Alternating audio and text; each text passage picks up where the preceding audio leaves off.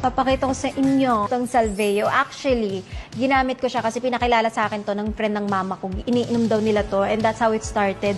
As soon as nung nakalabas ako ng ospital, ito na agad yung ininom ko. So yung vlog ko about the hospital, hindi talaga ako okay. Kaya medyo ngayon, I'm feeling much better and I'm recovering really well. And isa talaga sa nakatulong sa akin is the Salveo. And yun, gagamit ka lang ng isang kutsarita, tapos imimix mo lang siya sa water. So iniinom ko yung SBG once a day.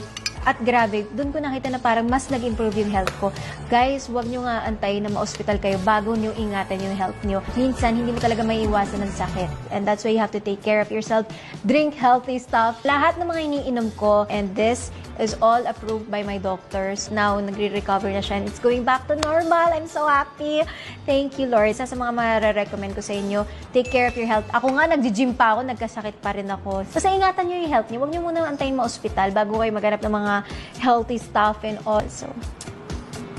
So this is 100% natural and organic and isa sa mga gusto ko sa kanya is nakaka-boost siya ng immune system ko kasi medyo sakitin talaga ako. Ever since nung bata ako guys, talagang ganun na ako.